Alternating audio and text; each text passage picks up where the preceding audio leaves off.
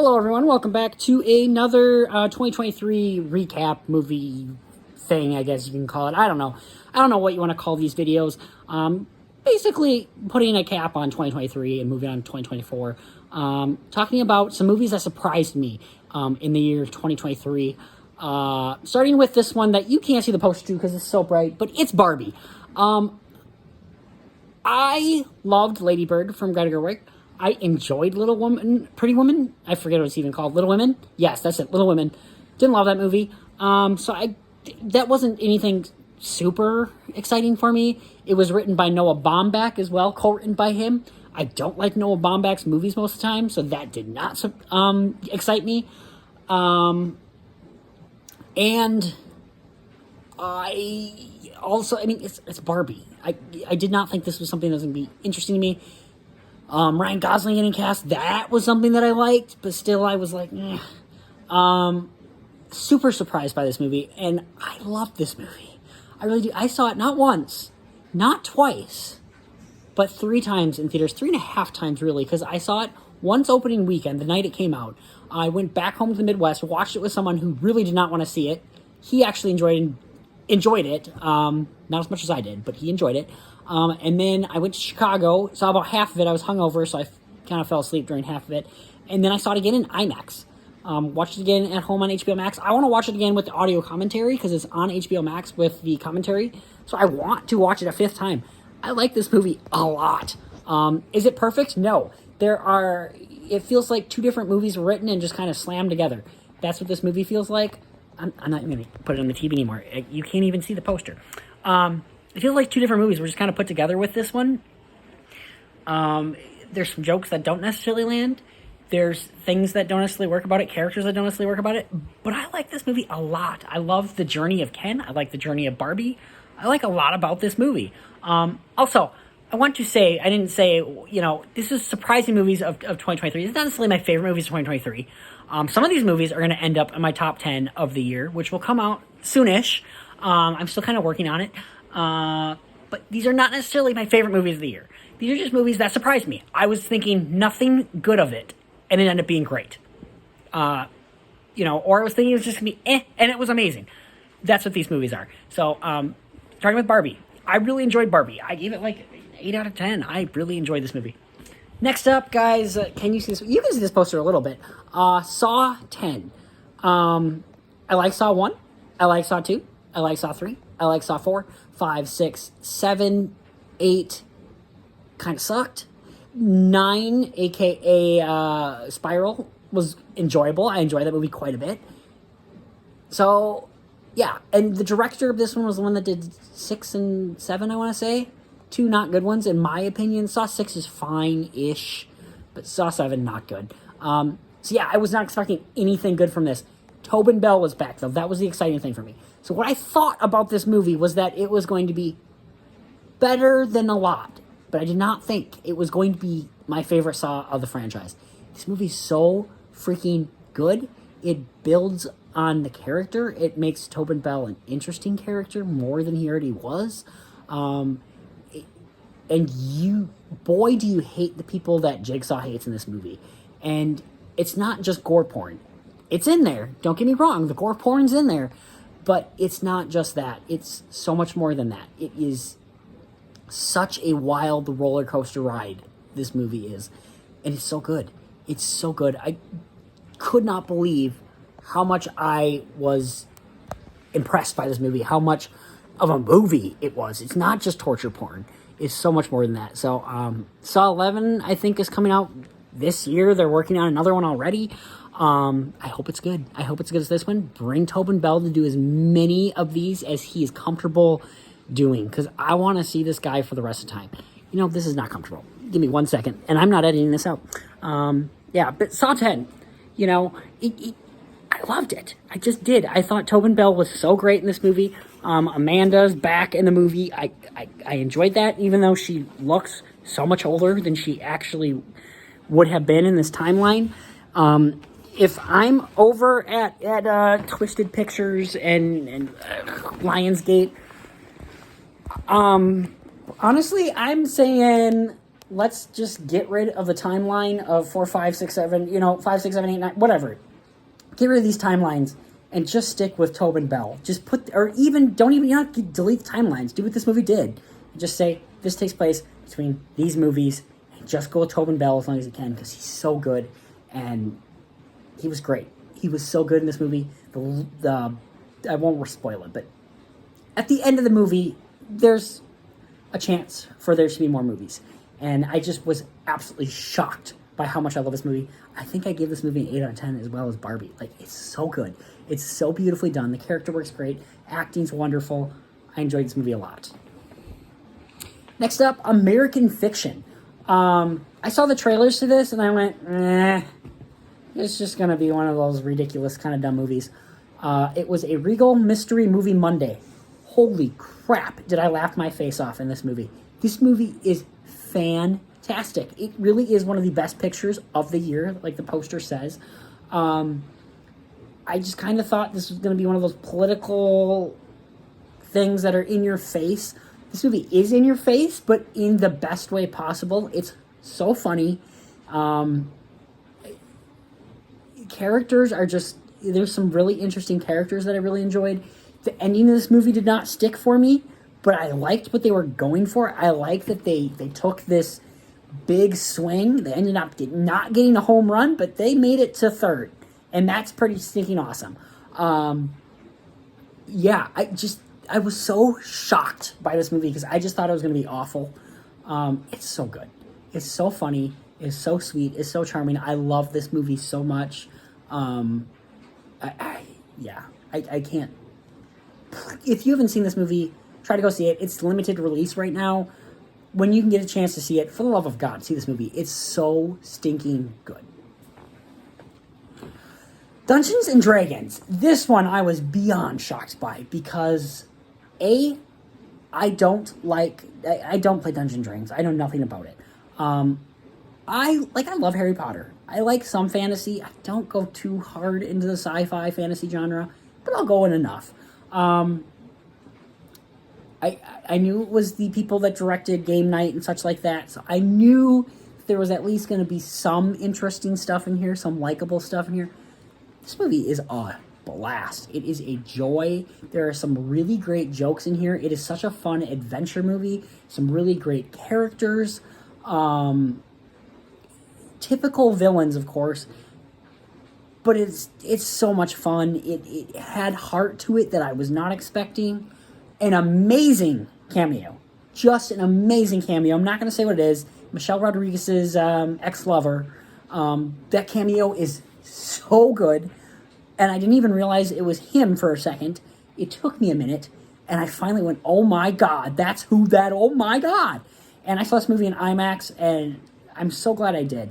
I hope this movie picks up a following and really does get a sequel, because it's such a fun movie. I need to watch it again. It's so good. I think it's on Paramount Plus. I'll have to get on that. Next up, Joyride. Comedies, pretty good this year. I'm not going to lie. A movie that I don't have in here, and honestly, I probably should. I wasn't as surprised by No Strings Attached, because it's Jennifer Lawrence. But still, I should probably have that movie in here as well with Joyride here, because both great comedies this year, both with women just doing their thing. Particularly this movie, this group of girls, they're just being themselves. They're doing their thing. They don't care what you hear. They don't care what they say. They're going to say it. They're going to do it. And I absolutely loved it. Just outstanding cast here. These 4 group of women were so great, so powerful. I wish this movie had done better. If you haven't seen Joyride, I think it's on Stars or something like that. I need to watch it again. This is another movie. I need to watch all these movies again, because I think I've only watched all these movies like one time, except for the ones that I'm going to tell you that I've watched multiple times, like Barbie. Just a lot of these movies weren't in theaters long enough, or there were so many movies playing around the time that I just didn't get a chance to go see them multiple times. But what an outstanding movie. I absolutely love this movie. Beautiful story of friendship. Everything you want in a hardcore, R-rated comedy. And I hope they keep making movies like this. I really do. I want, you know, Bridesmaids, one of my favorite comedies of all time at this point, from 2011. I absolutely love Bridesmaids. So keep making movies like this. I love them. I love laughing my face off. The theater was filled with quite a mixture of people. There was older people, there was people my age, there was middle age, and it was such a fun time to laugh with everyone from all ages around. Such a crazy movie, but it's so good. If you haven't seen Joyride, so very good. Did I rate my last movie? What was the last movie I talked about? Dungeons and Dragons, American Fiction. Okay, so American Fiction, I gave like an 8 out of 10 to, I think. Dungeons and Dragons, I give it like a 7 out of 10. Joyride, I'm going to give it an 8 out of 10 too. I have a lot of 8 out of 10s on here. So yeah. Next up, Gran Turismo. This is based off a video game, based off real life. I knew nothing about either. This movie is directed by Neil Blomkamp, whose last movie he did, I think, was Chappie, which was a pile of crap. So I was not excited for this at all. Again, another Regal Mystery Movie Monday. And I was pleasantly surprised. I had a good time with this one. Is this an incredible movie? No. David Harbour, though, absolutely incredible in this movie. I love David Harbour in this movie. The lead, I can't remember his name. Is it in here? Darren Barnett. I think that's right. Darren Barnett. He was really good. He was really great as the lead. It was kind of a beautiful story. There was some heartfelt moments in there, moments I did not expect to have happen. And it is a true story, and the story's interesting enough. It's not quite what happens in the movie, but, you know, it's similar enough. What else can I say about this one? It was just a good movie. It wasn't incredible. It's not going to be in my top 10 list. Spoiler for my top 10 list. I don't even know if I put it in my honorable mentions. But I was so surprised by this movie. I just could not believe how surprised I was by this movie when I was watching it. It's just insane how much I was having a good time with it. And even though I don't care about racing, I don't care about video games, I found myself enjoying the movie. And that right there, that's a positive thing. If I don't care about the subject matter and I'm enjoying it, that's a plus right there. So, Gran Turismo. If you haven't seen this one, check this one out too, actually. It's a good time. Magic Mike, The Last Dance. I know this is odd. I like the first Magic Mike. The first Magic Mike, when I saw it, I think I saw it back in like 2014, 2015, somewhere there. I think around the time the second one came out, actually. And that would have been 2015. I saw the first one and went, wow, this is actually a guy's movie. Even though it's about male strippers, it's a guy's movie. It's about a guy bonding with another guy, you know, getting a brother, almost. This almost was like a Fast and Furious kind of plot of family. So I was not expecting Magic Mike to be good. Magic Mike 2, not as good. It's more of the stripping and just kind of nothing. And then this third one, which, you know, 2015 was when the last one was. That's, what, 8 years since the last one? Am I doing my correct math here? 5, 6, 7, yeah, 8 years? That sounds right. 8 years since the last one. It's been a while. The original cast did not come back for this one, just Channing Tatum, which that right there. The trailers kind of looked it didn't look like anything spectacular. It actually ended up being, though, a very beautiful movie, really. It is a love story in a sense. Really, it is. And it was a good end to the trilogy. Soderbergh came back. That was a plus for me. But again, it just looked so generic and weird. And not weird, just generic and just your typical sequel that doesn't have returning people coming back for reasons that we don't know about, I guess. I don't know. Was it time? I don't know. I don't know why necessarily people didn't come back for this one, but it was a good movie. I enjoyed it. Back in February, I was at this point, I was only living here for a month. This was about the point that I adopted Chester. Heck, it might even been the same. No, it wasn't the same day. But the point is, I was very much new to town, and I went to theater and I saw this movie, and I saw it in RPX, or whatever you call it, RDX. What is it? Regal Premium Experience, yeah, RPX. I had a good time watching this movie. It was actually a lot of fun. Yes, it's about male strippers. But yeah, it's still a good movie. Just because it's got strippers in it, who cares? Dude, don't be so duty. Just be a dude. And stop being duty. Take your duty and go put it in the freaking can. Because that's where the duty belongs. Yeah, this is an enjoyable movie. Is it amazing? No, it's not gonna be my top 10. Not even on my. Yeah, I wouldn't even say my honorary mentions. That it's a really good movie. I enjoyed it. If your wife, if your girlfriend, your boyfriend, whoever the heck wants you to watch this, and you're like, give it a shot. It's not that bad. It's pretty good actually.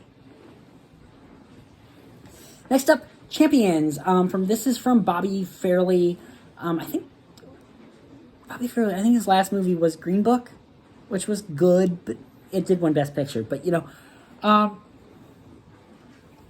the Fairley brothers have not had the best run necessarily with their career, in my opinion, ever since Dumb and Dumber. They've also had jokes that were just very offensive towards people at times that I just didn't find appropriate sometimes. And when you have a subject like this actual real life story that deals with special needs, I just didn't think that was a good choice. I like Woody Harrelson. He doesn't always do the best movies. But I went in, open mind. I loved this movie. This movie had a lot of comedy to it that was great. Everybody in the movie was wonderful. The special needs people in this movie who are actual special needs were fantastic. I absolutely loved them. I could tell that they were kind of just filming them sometimes, that it wasn't in the script. They were just reacting how they would react, and I absolutely love that. Woody Harrelson did such a great job. This movie had a ton of heart to it. Again, another early movie that I didn't forget about. It was still in my mind the entire year, but it was like, oh yeah, that came out in 2023. I forgot. Like, it seems like 100 years ago, but it's not. It was only not even a year ago. It's such a solid movie. This movie was PG-13. Yeah, this would be a good movie, honestly, to watch with your family. As long as, they're old enough to be PG-13 movie. It was a good, solid movie that I really enjoyed. I laughed a lot. It got the feels going. Yeah, it was really good. Did I forget to rate the last couple movies, too, again? Yeah.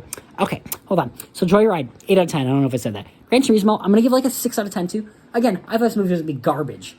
Like 3 out of 10. 6 out of 10. It's a good movie. Magic Mike The Last Dance, 7 out of 10.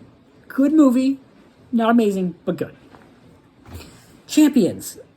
I'm going to go 8 out of 10 this one. I really enjoyed this one. Another one I really would like to rewatch because it's such a good movie. It had such a lot of heart to it. I like the humor in it. Woody Harrelson was great. Couple cliche things, but I enjoyed it for all it was. So 8 out of 10. Still a Michael J. Fox movie. I'm not the biggest documentary person. But I love Michael J. Fox. I think he's such a great guy. And this movie was so great. It had me crying. It had me laughing. It had me feeling hopeful. It had me... it motivated me. It did so many different things for me that I was not expecting. And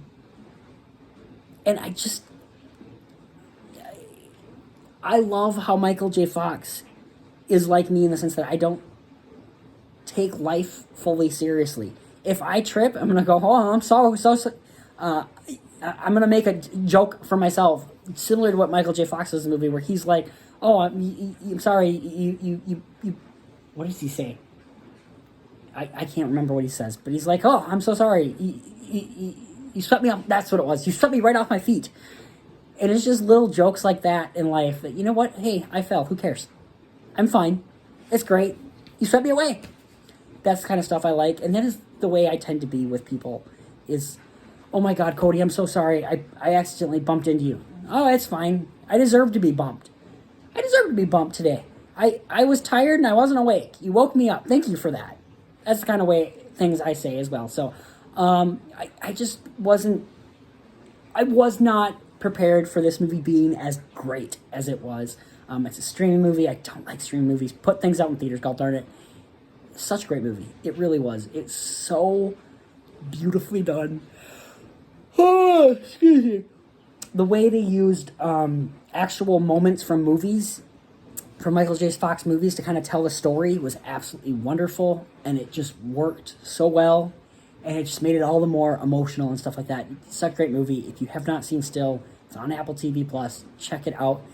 The fact that this movie hasn't been nominated for like documentary feature anywhere yet, and it's just not talked about anymore. Came out in May. That's devastating to me because it is such a good movie, and it's a movie that we need right now. We need hope. We need inspiration in our lives. Michael J. Fox is one of those people for me. So, 9 out of 10, I think I'll give this one. I don't remember if I gave it something different when I talked about it. I'm saying 9 out of 10. Having thought about it and such, 9 out of 10. It's such a good movie. Next up, Paint. This is one that people are going to disagree with me with, and that's fine. I enjoyed the heck out of this movie.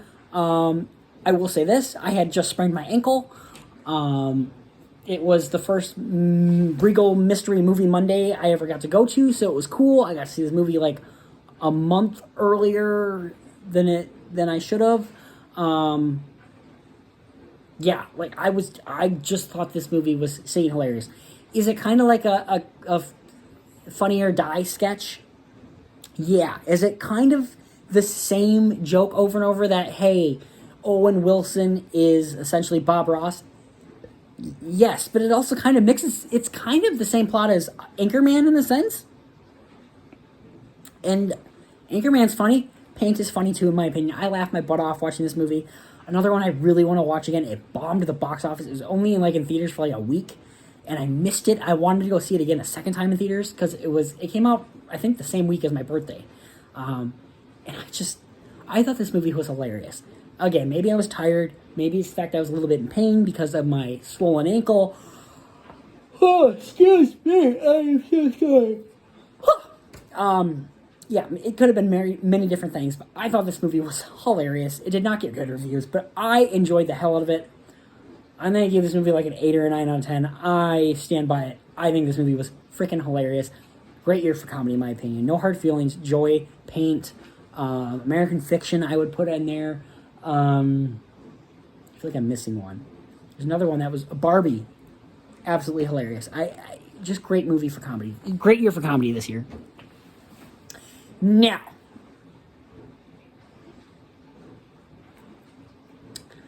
I'm not a fan of Taylor Swift. After watching this movie, I'm still not really a fan of Taylor Swift. I don't like her music. After watching this movie, I'm still not a fan of her music. But Taylor Swift put on a hell of a show. And the fact that people were going to the theater, having a great time, and bringing the theater money, and the fact that this cost like $2 million to make, essentially just a film, that right there is incredible. And the fact that this movie made as much money as it did, that right there is incredible. That right there was a surprise to me. I was not expecting just how crazy this was going to be. I was not expecting that I would go see this. But holy cow, did she put on a good show? I was totally all there for all 3 hours of this movie.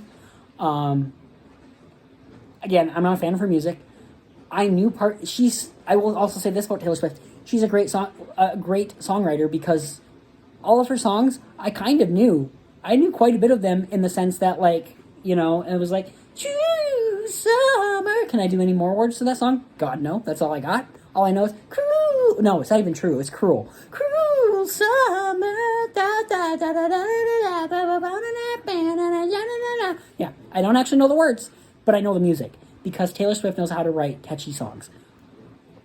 Bravo to you for that. And again, I love this idea that, Metallica did it, I think, earlier this year, where I didn't get to see it, unfortunately, but they live streamed one of their concerts. That's great. People can't necessarily always afford to go see concerts, especially someone like Taylor Swift, where it's $1,000 for a nosebleed. But it's great that if we can give people a chance to experience these things that they otherwise would never get to experience, I think that's such a great thing. It's helping movie theaters out. The people that were whining and complaining that people were up and singing and dancing around, you know what? Go to the final week that this is in theaters, where there's only one showtime left. Go to that showtime, where there's going to be no one in there. Go to that one. Shut up. It is a concert movie. What do you do when you go to a concert? You sing. You dance. That's part of a concert. If you didn't like that people were talking and dancing, wait till it comes home. Good God Almighty, shut up. End of my rant. But yeah, this movie was surprising in the sense I just did not think it was going to be good, and it ended up being a really good show, and I was not bored for 3 hours. I can say that. Are You There, God? It's me, Margaret. I have never read the book that this is based on. Taylor Swift gets like a 7 or 8 out of 10 for me. For what it is. It's hard for me to rate that because it's a concert, but it was a good show. Are You There, God? It's me, Margaret. Never read the book. I've read Judy Blume's other books. I really like a lot of her books. I was not expecting to like this, even though it is from the director of Edge of 17, a movie that I really loved back in 2017? 2016. I want to say 2016. Either 2016 or 2017, I can't remember. No, it was 2016. 2016. I think it's my 7th favorite movie of 2016. Anyways, that same director. Wasn't expecting to like this. I actually really enjoyed it. I related to it a lot more than I thought I would, considering there's a lot of like, when's my period gonna happen kind of talk in this movie. I actually related to it quite a bit. As a dude, it was like, hey, when's my first chest hair coming in? You know what I mean? That kind of stuff. I related to this a lot more than I thought I would. There's some interesting conversation in here that wasn't in your face about like religion and, you know, believing in what you believe, doing what you feel is best. And it wasn't in your face, which I really appreciated. So I really enjoyed this movie a lot. It had a lot of heart. It took way too long for me to see it. I just recently watched this in the last couple months here, I want to say. So, yeah, I really enjoyed this movie. I think I gave it like an 8 out of 10. It's really good. A lot of 8 out of 10s in this list. Last but not least, and probably the most surprising movie for me, Poor Things. I do not like your Lanthimos. I did not like The Lobster. I did not like The Favorite. I think his humor sucks. It's weird and awkward, which is kind of the point, but still, I didn't like it. I don't like it. Great cast. Willem Dafoe, Emma Stone, Mark Ruffalo. Great cast. People kept talking about it. People that I know on the internet that don't like Yorgos Lanthimos, I think I'm saying that right, but enjoyed this movie and thought it was one of the best movies of the year. So I went, okay, I'm going to go see it. Because I held out. I think it was in my theater for like 4 or 5 days before I finally went and saw it. Boy, did I enjoy this movie. I enjoyed the hell out of this movie. Is it weird? Yes. Is it artsy-fartsy? Yes. Is it absurd? Yes. Is it awkward? Yes. It's all the things other Yorgos movies have been. This one is so much better in my opinion. It's so different, so unique, so beautiful, and it is kind of the same plot as Barbie in a sense, of people finding themselves, not knowing who they are, what was I made for kind of thing. But it's so good. It's so good. If you get a chance to see Poor Things and you like weird movies, again, if you don't like weird movies, don't even try. If you are like, I mean, good golly. If you go see this in a theater and you're hesitant, go see it. And if you get to the color aspect of the movie and you're like, this ain't vibing for me, just stop, because you're not going to like the rest of the movie. Just go see a different movie. But boy, is this a good movie. If you can handle the weirdness, check it out. It's so good. I think I gave this an 8 or a 9 out of 10. I might go 9 out of 10 for this one. This one's really good. It's a little too long, but it's good. So, you guys, that's my list of surprising movies that came out this year. Like I said, they're not necessarily my favorites. They're just movies that I saw this year that I really enjoyed, that I just didn't think were going to be great, like Poor Things, and ended up absolutely loving. And that's what this list is for. Just bringing up movies that maybe won't be in anyone's top 10. Some of these will be in my top 10. But they're movies that need to be talked about because they are just that special. So I'm going to talk about some of these in my top 10 and some of these right here because they're just that special and they deserve to be. These deserve to be billion-dollar movies. One of them was a billion-dollar movie, and yeah. So yeah, all the other ones though, not so much. So, anyways, guys, that was my list. I will have my worst list out soon. I will have reviews of other things coming soon. Yeah. So yeah, stay tuned for more. By the way, you didn't get to see Chester. He's on the couch, lying there, sleeping. So, guys, you have yourself a great day. Don't do anything I wouldn't do. We'll see you next time.